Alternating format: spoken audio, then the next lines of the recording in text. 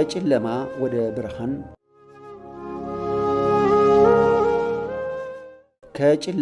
ወደ ብርሃን ከሞት ወደ ሕይወት እንሻገር ዘንድ መለኮት የሆነው ሥጋ ለብሶ በምድር የተመላለሰው የናዝሬቱ ኢየሱስ በሥጋው ከረሃብ እስከ ሞት ዋጋ ለመክፈል አስፈልጎት ነበር።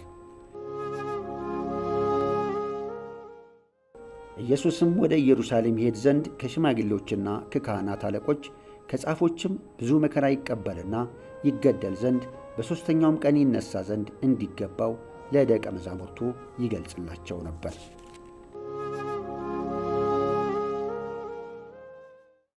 በዓለም ሳላችሁ መከራ አለባችሁ፣ ነገር ግን አይዟችሁ እኔ ዓለምን አሸንፌዋለሁ ሲል የማበረታቻ የተስፋ ቃል ብቻ ሳይሆን እርሱን ለመከተል ስንወስን የምናልፍበትን የመከራና አሊያም የስደት ሕይወት እንዳንደናገጥና ሰላማችን እንዲበዛ አሳስቦናል።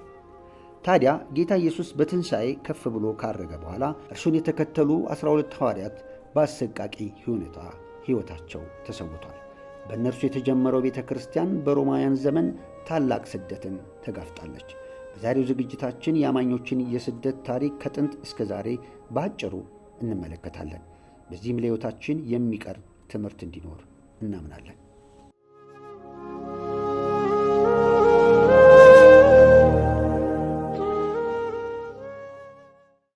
የክርስቲያን ስደት ስንል ምን ማለታችን ነው?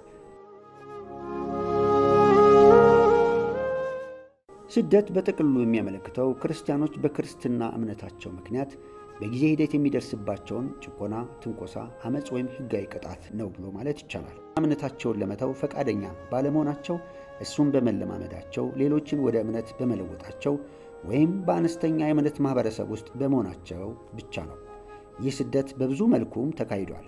በሰማዕትነት፣ በሕጋዊ አድሎ፣ ማኅበራዊ መገለል፣ የመንግሥት ስደት፣ የጋራ ጥቃት ወዘተርፈ። የጥንት ክርስቲያኖች ስደት ከ1ኛ እስከ 4ኛ ክፍለ ዘመን። በሮማ ግዛት በክርስትና የመጀመሪያዎቹ 100 ዘመናት ክርስቲያኖች ለዓመታት በሮማ ባለሥልጣናት ሳይቀር ስደት ይደርስባቸው ነበር።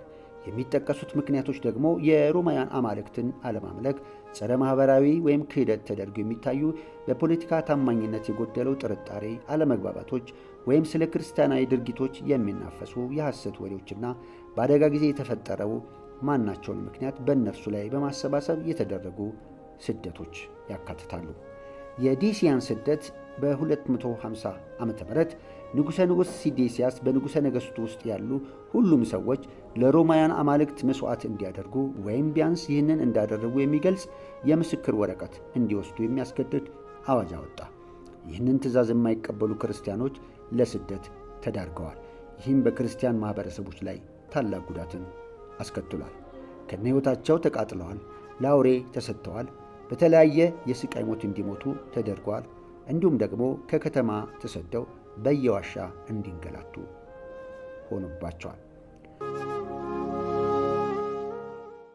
በ303 እስከ 313 በዲቅልያጦስ ስደት ጊዜ ታላቅ ስደት ተብሎ የሚጠራው ይህ የዲቅልያጦስ በጋሌሪየስና በሌሎች በክርስቲያኖች ላይ ከደረሰው እጅግ በጣም ኃይለኛ ግዛት አቀፍ ስደት ነው።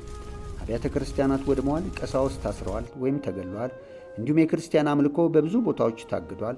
እሱም ቀስ በቀስ ተጠናቀቀ። ለክርስቲያኖች ሃይማኖታዊ መቻቻል በሰጠው የሚላን አዋጅ በ313 ዓመተ ምህረት ተጠናቀቀ። በሻፑር ስር የፋርስ ሰማዕታት 4ኛ ክፍለ ዘመን ክርስትና ከሮማውያን ድንበሮች አልፎ ሲስፋፋ በፋርስ የሚኖሩ ክርስቲያኖች በሻፑር 2ኛ ስር ስደት ደርሶባቸዋል። አንደኛው ምክንያት በክርስቲያኖች ታማኝነት ላይ ጥርጣሬ መኖሩ ሲሆን ክርስትና በዚያን ጊዜ በሮም ተቀባይነት ስለነበረው የፋርስ ገዢዎች ክርስቲያኖችን ከተቀናቃኙ ግዛት ጋር ሊያደርጉ የሚችሉ ተባባሪዎች አድርገው ይመለከቷቸው ነበር። በዚህም ወቅት እስከ 16000 የሚደርሱ ክርስቲያኖች በሰማዕትነት አልቀዋል። የሳሊታን ሰማዕታት 180 ዓመተ ምህረት ሰሜን አፍሪካ። በሳሊታን በዛሬዋ ቱኒዚያ 12 ክርስቲያኖች 7 ወንዶችና 5 ሴቶች ክርስትናን አንክድን በማለታቸው በሮማውያን አገዛዝ ተገድለዋል። ታሪካቸው በላቲን ክርስቲያን ወግ ውስጥ ከተመዘገቡት ሰማዕታት አንዱ ነው። ፔርፑቲዋ 203 ዓ.ም በጣም ከታወቀው ቀደምት ሴት ሰማዕታት አንዷ ስትሆን ፔርፑቲዋ በሴፓቴሚየስ ሴቨረስ ከባድ ስግደት ወቅት ክርስቲያን በመሆኗ ተይዛ ጽሑፎቿ በታሰረችበት ጊዜ ማስታወሻ ደብተር ተይዞ ነበር። በፈተና ውስጥ ስላላት እምነት ጠንከር ያለ የታሪክ መረጃንም አስቀምጣ ነበር። የመካከለኛው ዘመንና ከዚያ በኋላ በጣም ዝነኛ የሆኑት የጥንት ክርስቲያኖች ስደት በአረማውያን የሮማውያን ባለሥልጣናት የተከሰቱ ቢሆንም ክርስትና ሕጋዊ ከሆነ በኋላ በተለያዩ አካባቢዎች ስደት ቀጥሏል። አንዳንድ ምሳሌዎችን ማንሳት ቢያስፈልግ በክርስቲያን መካከል ያሉ ግጭቶች፣ የመናፍቃን ሾልኮ መግባት ይጠቀሳሉ። ክርስትና የበላይ ከሆነ በኋላ አንዳንድ ጊዜ በራሱ በክርስትና ውስጥ ግጭቶች ይነሱ ነበር። በተለያዩ ስነ መለኮት አመለካከቶች መካከል ለምሳሌ በአርየስና በስላሴያውያን ወይም መናፍቅነትን በተመለከተ አንዳንድ ጊዜ እንደ መናፍቃን በሚቆጠሩት ላይ ስደት ወይም ሕጋዊ ቅጣት ይደርስባቸው ነበር። የሙስሊም አገዛዝ የኦቶማን ኤምፓየር እስልምና ሲስፋፋ በብዙ ክልሎች ያሉ ክርስቲያን ማህበረሰቦች በሙስሊም የፖለቲካ ስልጣን ስር ሆኑ። በብዙ ዘመናት ክርስቲያኖች ዲህሚዎች ነበሩ። የተከለከሉ መብቶች ያላቸውና ልዩ ግብር ጂዚያ የሚጣልባቸው፣ ማኅበራዊ መድሎ፣ አልፎ አልፎ ጥቃትና ሕጋዊ ጉዳቶች፣ የቅኝ ግዛት ሚሰናዊ አውዶች ላይ አንዳንድ ጊዜ ክርስቲያኖች በተለይም የተለወጡ ክርስቲያን ሚሽናውያኖች እንቅስቃሴዎች ከአካባቢው ሃይማኖቶች፣ ፖለቲካ ወይም ብሔረተኝነት ጋር በሚገናኙባቸው ክልሎች ስደትን አስተናግደዋል። የ20ኛው ክፍለ ዘመን ስደት ቶታሊታሪያኑ ወይም ደግሞ ኮሚኒስት ወይም ፋሽስቶች ክርስቲያኖችን ብዙ ጊዜ ያሳድዱ ነበር። በዚህ ወቅቶች አብያተ ክርስቲያናት ተዘግተዋል፣ ቀሳውስቶች ታስረዋል ወይም ተገለዋል፣ ሃይማኖታዊ ተግባራትም ተጨናግፈዋል። ለምሳሌ ሶቪየት ኅብረት፣ ቻይና፣ የምስራቅ አውሮፓ ክፍሎች እንዲሁም በስፔን፣ በአፍሪካም፣ በኢትዮጵያ፣ በኤርትራና በተለያዩ አፍሪካ ክልሎች የእርስ በርስ ጦርነት ወቅት ቄሶች፣ ሃይማኖተኞችና ምዕመናን ክርስቲያኖች ኢላማ ተደርገዋል። ከፍተኛም ስደትን አስተናግደዋል። የዘር ማጥፋትና መጠነ ሰፊ ጥቃት የቅርብ በመካሄድ ላይ ያሉ ስደቶች ዛሬም ክርስቲያኖች በብዙ ሀገሮች ይሰደዳሉ። አንዳንድ ቅጾች እንደሚያመለክቱት በቤተ ክርስቲያን ላይ የሚፈጸሙ የቦምብ ጥቃቶች፣ ትንኮሳዎች፣ ሕጋዊ ገደቦች በእምነት መለወጥና አምልኮ ላይ እንዲሁም ደግሞ እስራትና ሁከትን ያካትታሉ። ለምሳሌ በመካከለኛው ምስራቅ ክፍሎች ናይጄሪያ ክርስቲያኖችን የሚያነጣጥሩ አሸባሪ ቡድኖች በሚያደርሱት አፈናና ግድያ፣ የሴት መድፈርና የተለያዩ ጥቃቶች የተነሳ ክርስቲያኖች ያለ ከለላ በብዙ መከራ ውስጥ እያለፉ እንደሆነ ይታወቃል። በዚህም ብዙዎች ከአካባቢያቸው ተሰደው ንብረታቸውን አጥተው እጅግ ለሰው ልጅ አስፈላጊ የሆኑ ነገሮች ባልተሟላበት ብቻ ሳይሆን በተለያየ ከለላ በሌለው ነገር ውስጥ እንደሚያልፉ ይታወቃል። ቻይና የቤተ ክርስቲያናት በመንግሥት ተቀባይነት የተነሱ የክርስቲያን ቡድኖች ጭቆና እየገጠማቸው ሲሆን በዚህ ማዕቀፍ ውስጥ ሌሎችም ይካተታሉ። እጅግ ጥብቅ ክትትል የሚደረግበት ሃይማኖት ሆኗል። በዘመናችን ስደት በሚደርስባቸው ቤተ ክርስቲያናት ውስጥ ያሉ መሪዎች ለምሳሌ በድብቅ አምልኮን የሚቀጥሉ ፓስተሮች ወይም በአሳዳጅ መንግስታት ላይ እምነትን ለመካድ ፈቃደኛ ያልሆኑ፣ ስማቸው ብዙ ጊዜ በዓለም አቀፍ ደረጃ ባይታወቅም ነገር ግን ታሪካቸው ለማህበረሰባቸው የተገለጠና ጥልቅ ትርጉም ያለው ነው። ለምሳሌ አሁንም በቻይና ውስጥ በእምነት ምክንያት የሞቱ የክርስቲያን ግለሰቦች ጉዳይ፣ በናይጄሪያ ስለ እምነታቸው የተሰዉ አማኞች ጉዳይ፣ በህንድ፣ በፓኪስታን፣ በአፍጋኒስታንና በተለያዩ የዓለማችን ክፍሎች አሁንም ክርስቲያኖች ለእስራት፣ ለሞት፣ ለእንግልትና ለስደት እየተዳረጉ እንደሆነ መመልከት ይቻላል። የክርስቲያኖችን ስደት አነሳሽ ምክንያቶችና መንስኤዎች ምንድን ነው ብለን ብንመለከት በታሪክም ሆነ ዛሬ ክርስቲያኖች ለምን ተሰደዱ ብለን ካልን አንዳንድ ዋና ዋና ምክንያቶች የሚከተሉትን ያካትታሉ። የሃይማኖት አለመቻቻል፣ የበላይ የሆነው ወይም ነኝ ብሎ የሚያስበው ሃይማኖት ወይም ርዕዮተ ዓለም ሌሎችን ሲያገል፣ ፖለቲካ ወይም ማኅበራዊ ስጋት፣ ክርስቲያኖችን አንዳንድ አማልክትን ለማምለክ ፈቃደኛ ሳይሆኑ ሲቀሩ ወይም የመንግሥት ሥርዓቶችን አለመቀበል፣ በጥንቷ ሮም እንደነበረው አስተሳሰብ ታማኝነት የጎደላቸው ወይም አመፀኛ ተደርጎ ሊወሰድ ይችላል። ለዚህም ኮሪያ፣ አፍጋኒስታን፣ የተለያዩ ሀገራትን መጥቀስ ይቻላል። የባህል ወይም የማንነት ግጭት ክርስትና ከውጭ ተጽዕኖ ከቀኝ ገዢ ኃይላት ጋር ሲያያዝ ወይም እንደየአካባቢ ወጎች ወይም እሴቶች ተቃራኒ ተጽዕኖች ታሪኮች በክርስቲያን መንፈሳዊ ሕይወት ስነ መለኮትና ሥርዓት አምልኮ ውስጥ ትልቅ ሚና ተጫውተዋል። ብዙውን ጊዜ የእምነት የድፍረት እና የምስክርነት ምሳሌ ሆነውም ያገለግላሉ። የቤተ ክርስቲያን ማንነት ምስረታ ቀደም ስደቶችን የክርስትናን ማንነትና ስነ መለኮት፣ ስቃይ፣ ቅድስናና የማኅበረሰብ አንድነትን በተመለከተ ያሉ አመለካከቶች እንዲቀርጹ ረድተዋል። የሃይማኖት ነፃነት ንቅናቄ ብዙ ዘመናዊ የሰብአዊ መብት እንቅስቃሴዎችና የእምነት ነፃነት የሕግ ከለላዎች መነሻቸው ሃይማኖታዊ ስደትን ለመከላከል ካለው ፍላጎት ነው። ስደት በክርስቲያን ማኅበረሰቦች ላይ እንዲሰደዱ፣ አገር ለቀው እንዲሄዱ፣ አምልኳቸውን በምስጢር እንዲለማመዱ አስገድዳቸዋል። መከራና ሰማዕትነት በንጉሠ ነገሥት አንቶኒየስ ፒየስ የግዛት ዘመን ክርስቲያኖች የሮማን አማልክትን ለማምለክ ፈቃደኛ ባለመሆናቸው ከዚህ ቀደም እንደገለጽነው ታላቅ ስደት ደርሶባቸዋል። ፖሊካርፕ ተይዞ ወደ ሮማው አገረ ገዢ ቀረበ። ክርስቶስን እንዲክድ ቢጠየቅ በታዋቂነት እንዲህ ሲል ተናግሯል። 86 ዓመት አገልግየዋለሁ፣ እርሱም ምንም አልበደለኝም። ያዳነኝን ንጉሴን እንዴት እሳደባለሁ? ቄሳርን ለማምለክ ፈቃደኛ ባለመሆኑ በሕይወት እንዲቃጠል ተፈርዶበታል። እሳቱ ጉዳት ሳያደርስበት ሲቀር በመጨረሻ በሰይፍ ተወጋ። የፖሊካርፕ ሰማዕትነት የጥንት የክርስቲያን ሰነድ ክስተቱን እንደ ጽኑ እምነትና በሞት ውስጥም መለኮታዊ መገኘት ምስክር ሆኖ ተዘግቧል። ያስከተለው ተጽዕኖ የፖሊካርፕ ሞት ለክርስቲያናዊ ድፍረት ምሳሌ ሆነ። የእርሱ ሰማዕትነት አማኞች በስደት ስር እንዲቆሙ አነሳስቷቸዋል። የእሱን ሞት የሚገልጸው ሰነድ ከአዲስ ኪዳን ውጪ ስለ ክርስቲያናዊ ሰማዕትነት የሚናገረው እጅግ ጥንታዊው ትክክለኛ ዘገባ ነው። የምስክርነትን ወይም ሰማዕትነትን ስነ መለኮትን ያጠናከረና የጥንቷ ቤተ ክርስቲያን ስለ ታማኝ ጽናትን ያላትን ግንዛቤም ቀርጿል። በኢትዮጵያ በጣሊያን ወረራ ስር ያለው የዘመናዊ አፍሪካዊ ሰማዕታት ሕይወት በሸዋ ፍቼ ኃይለማርያም የተወለዱት አቡነ ጴጥሮስ መነኩሴና በኋላም የኢትዮጵያ ኦርቶዶክስ ተዋሕዶ ቤተ ክርስቲያን ጳጳስ ሆነዋል። በትሕትና አንደበተ ርቱዕና በጠንካራ ሀገራዊ እምነት ይታወቁም ነበር። ኢጣሊያ ኢትዮጵያን በወረረችበት ጊዜ 1935 እስከ 1936 የፋሽስት ወረራ ከፍተኛ ተቋሚና የኢትዮጵያን ነፃነትና የክርስቲያን ንጽሕና ተሟጋች ነበሩ። መከራና ሰማዕትነታቸውም የሙሶሎኒ ጦር ኢትዮጵያን በያዘ ጊዜ ብዙ ጊዜ የቤተ ክርስቲያን መሪዎች ለአዲሱ አገዛዝ እንዲገዙ ግፊት ተደረገባቸው። አባ ጴጥሮስ እምቢ አሉ። የጣሊያኖች አረመናዊ ድርጊት በተለይም በሰላማዊ ዜጎች ላይ የፈጸሙትን ጭፍጨፋና የገዳማትን የቦምብ ጥቃት በአደባባይ አውግዘዋል።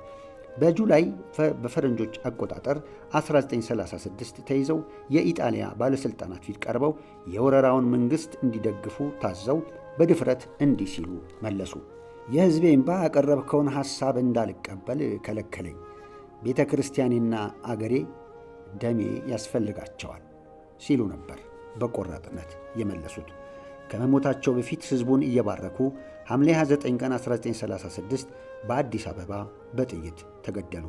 የመጨረሻ ንግግራቸው ለኢትዮጵያና ለሕዝቦቿ ጸሎት ማድረስ ነበር። በአቡነ ጴጥሮስ የእምነት የተቃውሞ የአገር አንድነት ምልክት ሆኑ። ይህም በእርሳቸው ሞት የመጣ ተጽዕኖ ነበር። የእሳቸውም ሐውልት ዛሬ በሴንት ሉዊስ አቅራቢያ ቆሟል። በአዲስ አበባ በሚገኘው የቅዱስ ጊዮርጊስ ካቴድራል የክርስቲያን ምስክርና የአገር ፍቅር ወኔንም ይወክላል። የኢትዮጵያ ኦርቶዶክስ ተዋሕዶ ቤተ ክርስቲያን ሰማዕትና ቅዱስ ብላ ታከብራቸዋለች። የእሳቸው ምሳሌነት የኢትዮጵያውያን ክርስቲያኖችንም ሆነ ዓለም አቀፍ የፖለቲካ ወይም የሃይማኖት ጭቆና እየተጋፈጡ ያሉ አማኞችን ማነሳሳቱን ቀጥሏል።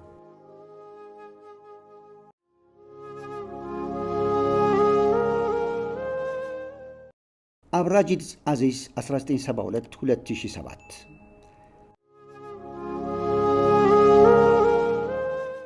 ራጊድ ጋኔ የተወለደው በሙሱል ኢራቅ ሲሆን ያደገው በከለዳውያን ካቶሊክ ቤተ ክርስቲያን ነው። ክህነትን ከመከታተል በፊት የሲቪል ምህንድስና ተምሯል።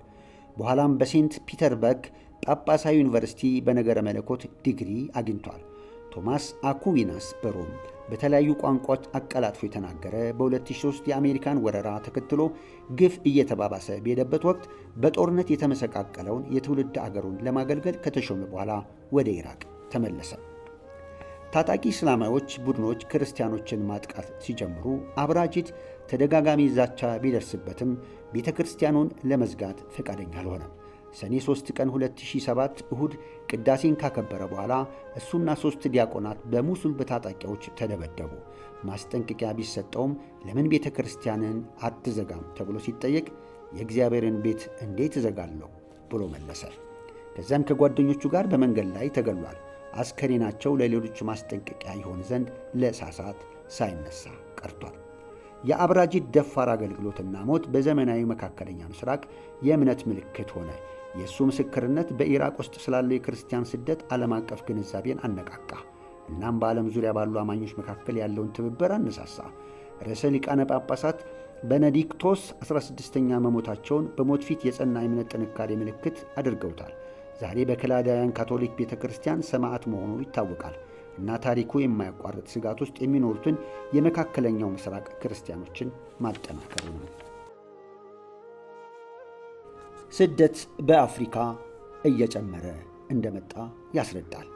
ይህም ደግሞ የመጨመረበት ምክንያት ቤተ ክርስቲያን የሚያሳድዱ ቡድኖች እየተጠናከሩ መሄዳቸው፣ በሽብር ሥራ የተሰማሩ አካላት መጠናከር፣ ዘመናዊነትና ባህላዊ ነገሮች እየከረሩ መምጣታቸው፣ ይህም ደግሞ ዘመናዊነት የወጣቶች ከቤተ ክርስቲያን መራቅ፣ የሙስና መበራከት፣ የቅድስና መጉደል ሕይወት፣ የአማኞች ሕይወት መዳከም እንዲሁም ደግሞ በባህላዊ እምነት ውስጥ በአፍሪካ የባህላዊ እምነት እጅግ እየተጋጋለና እየከረረ መምጣቱ እንደዚሁም ደግሞ ከዘርና ከፖለቲካ ጋር የባህል ሃይማኖቶች እየተቆራኙ መምጣታቸው ለቤተ ክርስቲያን የስደት መስፋፋት ትልቅ አስጊ የሆነ መጥቷል። በዚህም ሰዎች ታስረዋል፣ ተሰውረዋል፣ ተገድለዋል፣ ተሰደዋል። በዚህም የባህላዊ ሃይማኖት ውስጥ የተማሪ አካላት ስላሉበት ማካተቱም ደግሞ አስጊነቱን ከፍ አድርጎታል። ከ2018 ከፍ ብሎ ያለው በሀገራችን በኢትዮጵያ እንኳን በ2018 115 ሰዎች በስደት ምክንያት ተፈናቅለዋል። በ2019 140 ሰዎች ተሰደዋል። በ2020 199 ሰዎች ተሰደዋል። በ2017 ከ400 እስከ 500 ሰዎች በእምነታቸው ምክንያት ተሰደዋል። ከተሰደዱት አማኞች ምን እንማራለን? ለጌታ የተሰደዱ አማኞች ለጌታ ያላቸው ፍቅር፣ ቁርጠኝነትን ደግሞ ስለ እምነታቸው በሚደርስባቸው ነገር ለሕግ አካላት፣ ለመንግሥትና በእምነታቸው ስለሚደርስባቸው ስደት ለእነዚህ ቅዱሳን ድም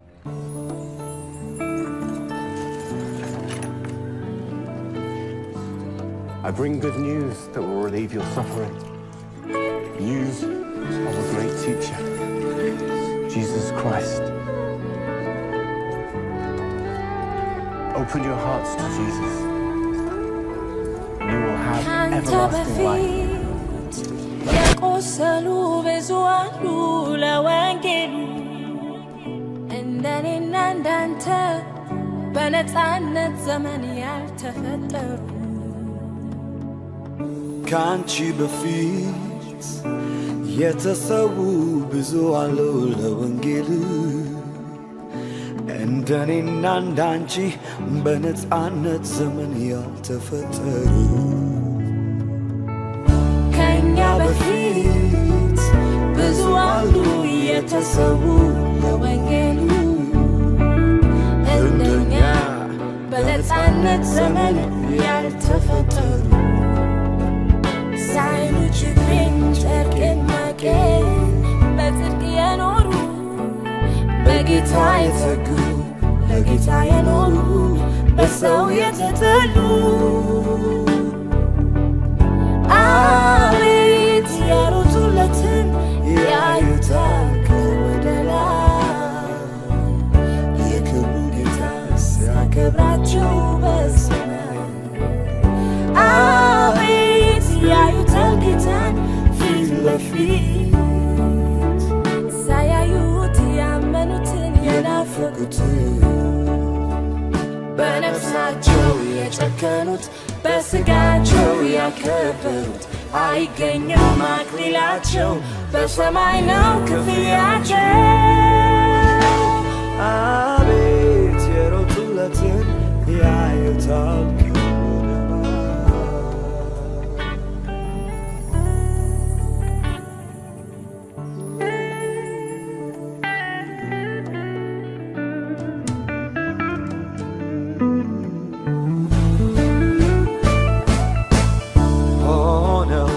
የባርነት ባሪያ ወጥተው ከሰውነት ተራ የኔ የሚሉት የሌላቸው ልሩጥ ለኔ ማያውቃቸው ለወንጌል የቆሙ ለወንጌል የቀኑ ገንዘብ ማይደፍራቸው ሰልፍ ብርታታቸው አቤት የሮጡለትን ያዩታል ከወደ ላይ የክብሩ ጌታ ሲያከብራቸው በሰማይ አቤት ያዩታል ጌታን ፊት ለፊት ሳያዩት ያመኑትን የናፈቁትን በነፍሳቸው የጨከኑት በስጋቸው ያከበሩት አይገኝም አክሊላቸው በሰማይ ነው ክፍያቸው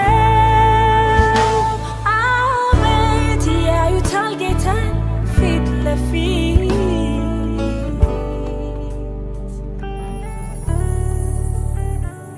Those who trust in the Lord are like Mount Zion, which cannot be shaken but endures forever. The scepter of the wicked will not remain over the land allotted to the righteous. Do good, O Lord, to those who follow you, but to those who reject your ways, bring judgment.